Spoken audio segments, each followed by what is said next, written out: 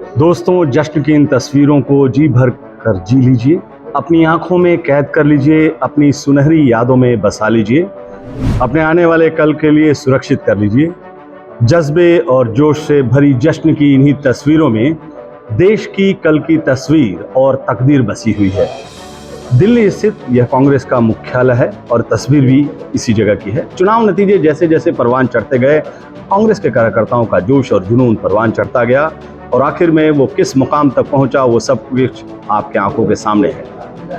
उसे आपको अलग से बताने की जरूरत नहीं है। अलग से बताने की जरूरत कुछ और है, और वो कुछ मेरे लिए बेहद खास है। उस बेहद खास को मैं आपके साथ साझा करना चाहता हूं, क्योंकि उस गाथा का मैं भोक्ता भी हूं, श्रोता भी हूं और अब वक्ता भी। मेरी उस गाथा की शुरुआत हुई चुनावी नतीजे के दिन सुबह सवेरे से। चुनाव नतीजे के दिन जब मैं ब्रह्म मुहूर्त में दिल्ली स्थित इस कांग्रेस मुख्यालय की तरफ धीरे धीरे बढ़ रहा था, तो मेरे दिल दिमाग में महाकवि निराला की शक्ति पूजा की पंक्तियां उमड़ घुमड़ रही थी। अन्याय जिधर उधर शक्ति, आया न समझ में दैवी विधान, रावण अर्धमरत भी अपना, मैं हुआ अपर। प्रभु राम को मानवीय रूप में उतारते हुए महाकवि निराला ने उनकी मनःस्थिति को जो विहंगम वर्णन किया है, करीब कुछ वैसे ही मनःस्थिति से मैं भी गुजर रहा था।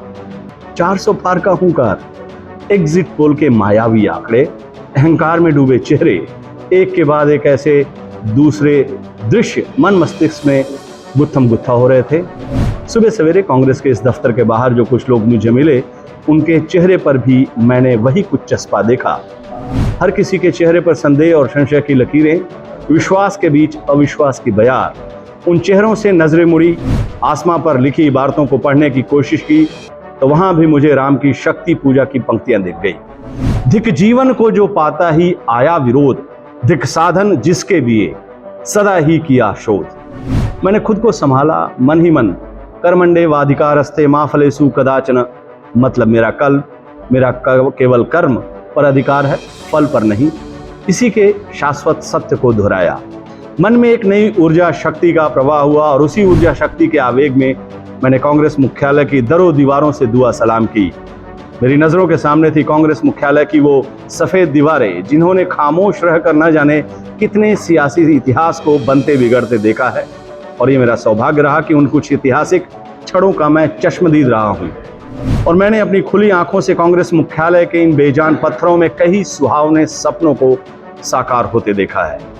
लेकिन चुनावी नतीजे के दिन मुझे कांग्रेस मुख्यालय की ये बेजान दीवारें उसी राम की शक्ति पूजा का सस्वर पाठ करती सुनाई पड़ी, जो पहले से मेरे दिलो दिमाग में उमड़ और घुमड़ रही थी। वहां एक और मन रहा राम का, तो जो न थका, जो नहीं जानता दैन्य न विनय, शक्ति पूजा के काव्य धर्म का मर्म घड़ी के आगे बढ़ती सुइयों के साथ मेरे सामने आने लगा। एक तरफ कांग्रेस सहित इंडिया गठबंधन की सीटों में इजाफा होने लगा, तो दूसरी तरफ कांग्रेस कार्यकर्ताओं के चेहरे से संशय और निराशा के बादल छटने लगे, दूर होने लगे। निराला के राम की भक्ति, कांग्रेस के सारे राम उत्साह और उमंग से भर उठे, और ढोल नगाड़े की गूंज के बीच आखिर में सबको जीत की देवी का आशीर्वाद मिला। होगी जय, होगी जय, हे पुरुषोत्तम नवीन।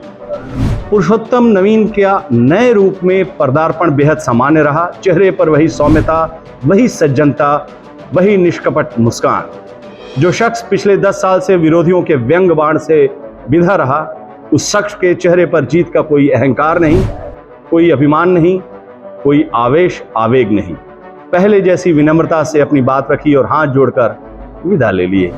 हिंदी के एक और कालजयी कवि शिवमंगल सिंह सुमन के शब्दों में कहूं तो, क्या हार में क्या जीत में किंचित नहीं भयभीत में, संघर्ष पथ पर जो मिले यह भी सही वह भी सही, वरदान मांगूंगा नहीं। नमस्कार।